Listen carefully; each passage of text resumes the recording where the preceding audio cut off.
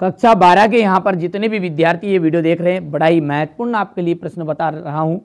सारी चीजें आप यदि कंप्लीट करोगे, ए सेट, बी सेट, सी सेट और डी सेट, तो आपको 65 से 70 नंबर की जवाबदारी, और ये अकेला ही आपको 40 से 45 नंबर दिलाने में सक्षम रहेगा ये वीडियो। ठीक है, तो चलिए शुरू करते हैं ना। भ्रूणपोष है त्रिगुणित। मनुष्य के 28वें दिन के अंडाशय चक्र में अंडोत्सर्ग होता है 14 दिन में। बड़े शहरों में अधिक जनसंख्या का कारण है उपयुक्त सभी। चिकन पॉक्स किसके कारण होता है? वेरिसेला विषाणु द्वारा। प्लाज्मिड नाम किसने दिया? लेडरबर्ग ने दिया। धसे हुए रंध्र पाए जाते हैं मरोद्भिद पौधों में। हो गया इतना भैया। यदि हम बात करें आगे की, तो ये हमारे इंग्लिश मीडियम वाले बच्चे बढ़िया से कंप्लीट करेंगे, है ना। हो गया इतना। चलिए इसके बाद में ये आपका क्वेश्चन नंबर 4 है, ये 5 और 6। पक्षियों द्वारा होने वाला परागन आपका ऑर्निथोफेली कहलाता है। तो यहाँ पर जाएगा ये ऑर्निथोफिली।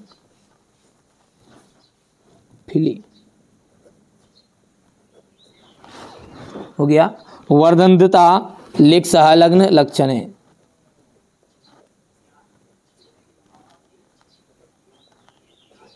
लिंग सहलग्न। हिपेटाइटिस जो रोग है, हिपेटाइटिस जो रोग वो विषाणु द्वारा होता है।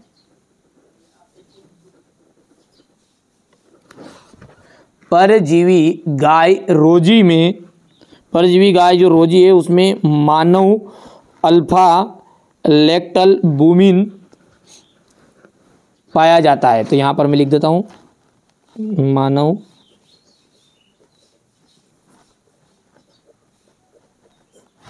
अल्फा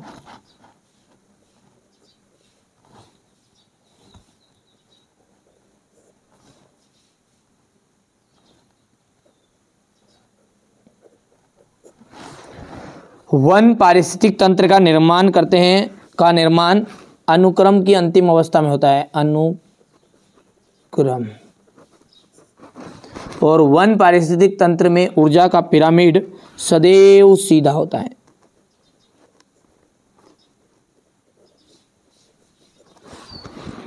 हो गया।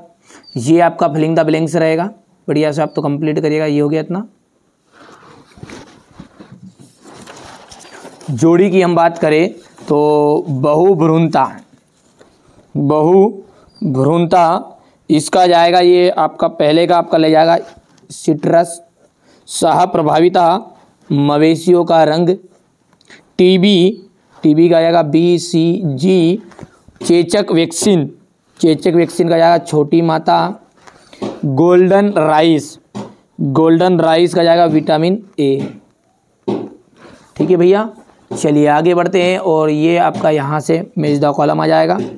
सबसे लंबी वर्तिका और वर्तिकाग्र, सबसे लंबी वर्तिका और वर्तिकाग्र वाले पौधे का नाम बताना, तो मकई यानी कि मक्का। ठीक है।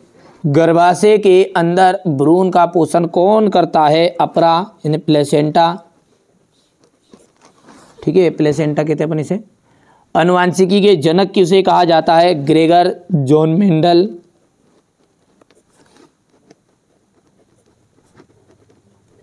आप तो बढ़िया से कंप्लीट करो, विश्वास करो, फंसेंगे इसी में से। मैंने ये नहीं कहा रियल है, मोस्ट इंपोर्टेंट चीज आपको बता रहा हूँ।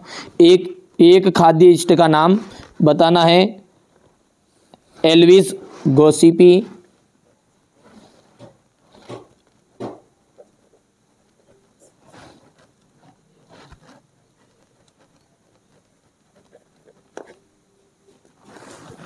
बीटी कपास, गोल्डन राइस किसके उदाहरण है? ट्रांसजेनिक फसलों के।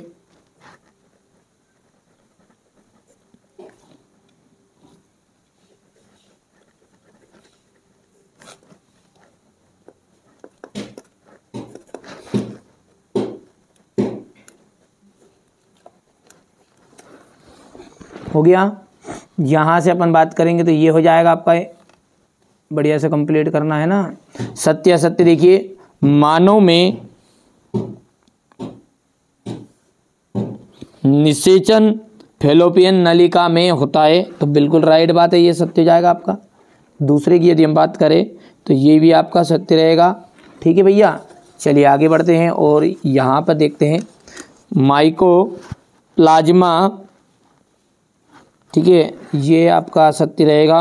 चौथा जो है वो रोहू मछली में पाया था, नहीं, ठीक है। प्रथम परजीवी गाय का नाम रोजी था, बिल्कुल राइट बात है। और चंदन जो है आंशिक मूल परजीवी पादप है, बिल्कुल राइट बात है, कर सकते हैं भैया। इसके बाद में हमारे इंग्लिश मीडियम वाले बच्चे देखेंगे। यहाँ से मैं पूरा सॉल्यूशन आपको कॉपी में भी लिखा हुआ दूंगा, पहले आप पेपर देख लीजिए पूरा, क्योंकि हमारे इंग्लिश मीडियम वाले बच्चों को भी तो पेपर प्रश्न देखने हैं, है ना। ये क्वेश्चन नंबर 8 हो गया आपका।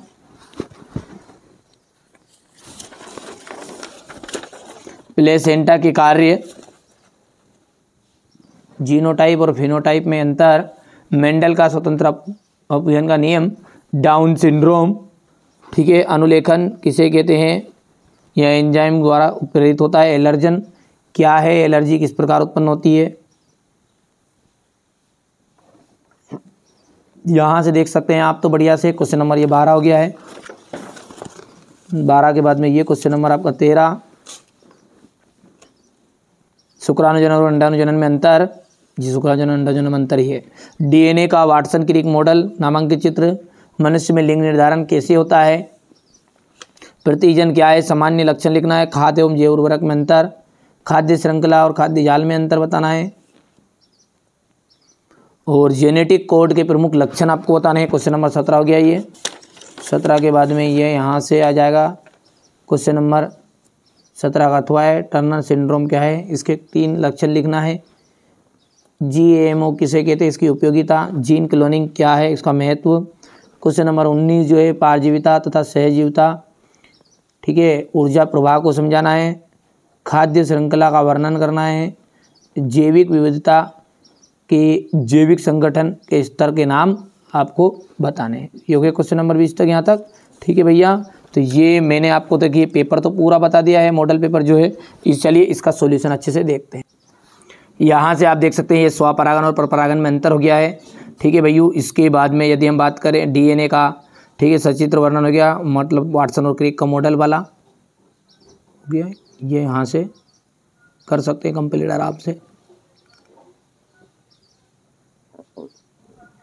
इसके बाद में यहाँ से देखिए मनुष्य में लिंग निर्धारण कैसे होता है,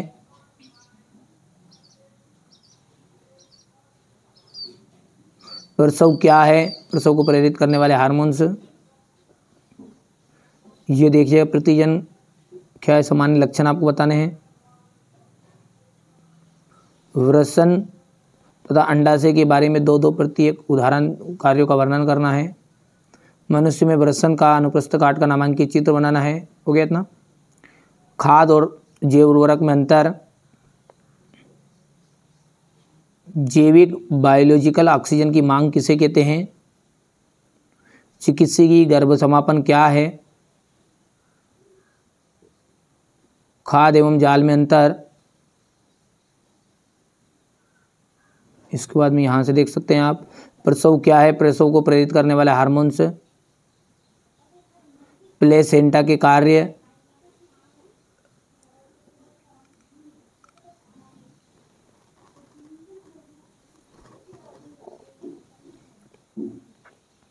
जीनोटाइप और फिनोटाइप में कोई 2 अंतर बताना है। इसके बाद में ये हो गया आपका इतना।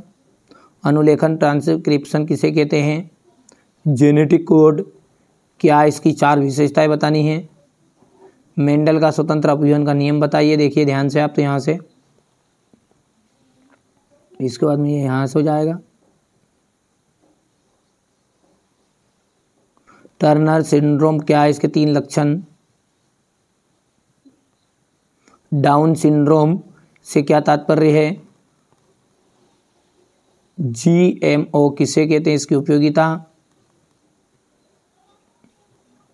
अनुलेखन या ट्रांसक्रिप्शन किसे कहते हैं, जेनेटिक कोड के प्रमुख लक्षण,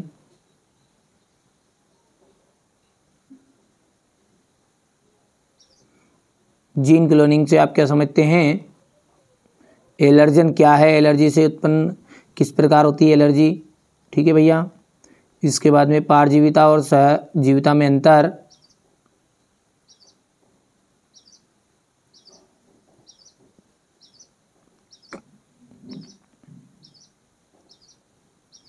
ये हो गया इतना। इसके बाद में यहाँ से यहाँ तक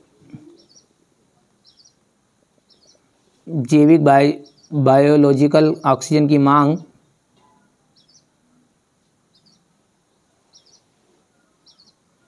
ये हो गया इतना यहाँ से।